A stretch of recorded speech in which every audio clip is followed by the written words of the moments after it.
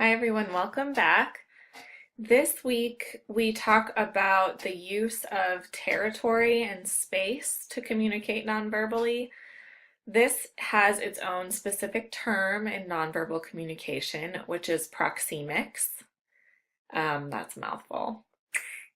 And I wanted to make a note here. This is what's considered a survey course, which means that we cover a lot of different topics, but not super in depth. And because of that, because it's sort of difficult to get in depth, we tend to sort of assume traditional, like cultural and gender norms. But I don't want you to think by any means that the study of nonverbal communication can only work one way. It's not a heteronormative thing, and our norms are changing anyway. So, as we go through, we will often talk about sort of traditional relationship dynamics, but I don't want you to feel limited by that in your study.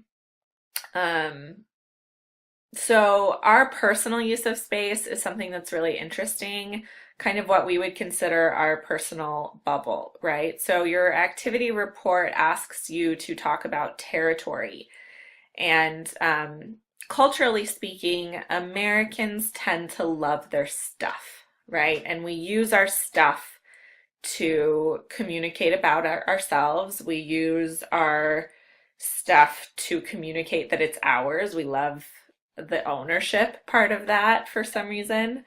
And so you're going to talk about territorial encroachments, and the three forms of that are either violation, contamination, or invasion. So you're going to pick one that either you've done to somebody or that somebody has done to you, and you're going to kind of analyze that retroactively and discuss it.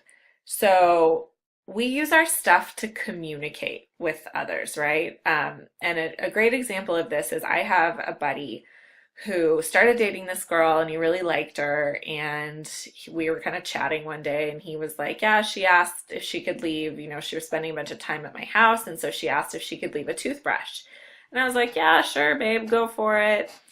And then, a few weeks later I get this call and my friend was like, Mackenzie, this girl's stuff is everywhere. Like, there's a blow dryer, there's a razor in my shower, there's makeup, she has stuff in my closet, there's stuff in the drawers. She was making a very clear statement about how she feels about him and how she feels about the future of the relationship.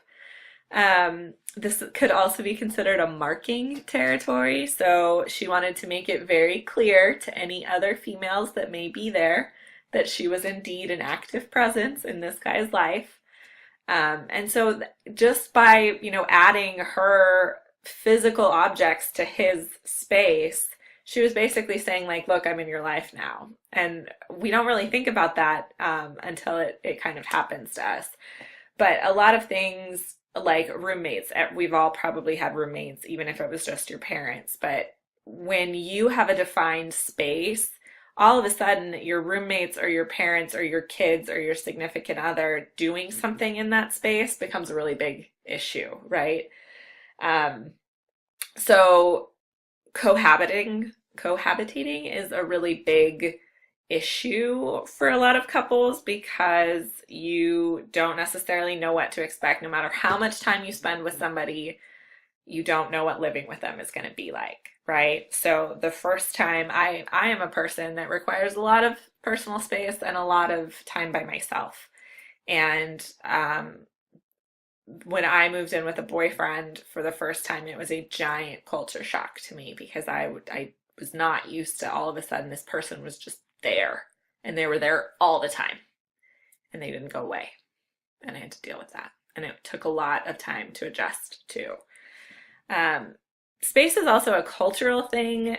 So how much space is available will kind of determine how we view space. So if you're used to rural living and you have all the space in the world, you're gonna, by nature, want more free space. If you grew up in an urban area where people are just kind of all, on top of you, beside you, next to you at all times, you have a little bit lower threshold for, how much personal space you require because you're used to that.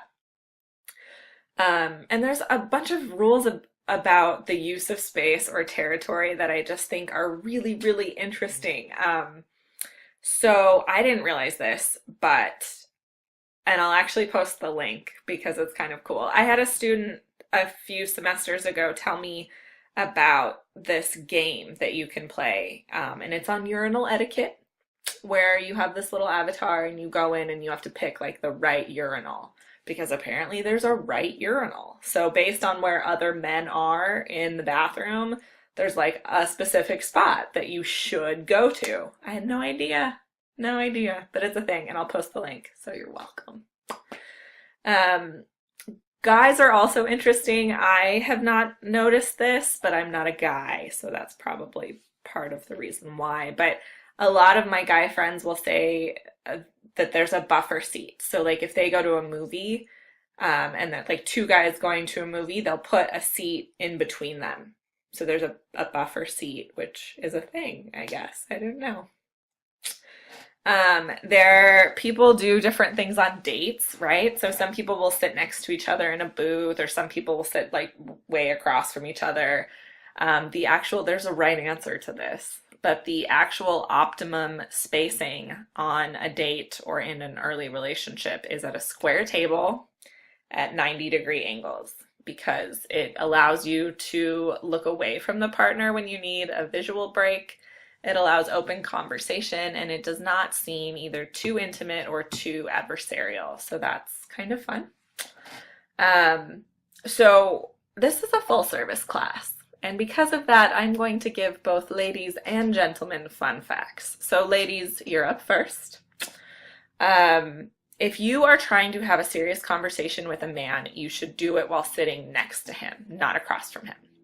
And the reason is that men are socialized at a very early age to do things side by side. So they play games side by side, they play videos, they play sports, they do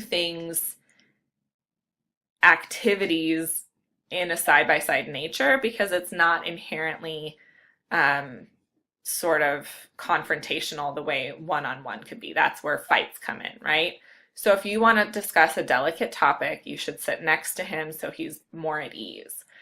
Guys, your fun fact on this is that women really value direct eye contact, and a lot of it. So if you want to have a serious conversation, you should position yourself so that you can make the most eye contact with your partner. Which obviously these two things are highly at odds, but that's what makes relationships just messy and amazing. So that's a little bit about territoriality and space and proxemics, and I will be in touch really soon.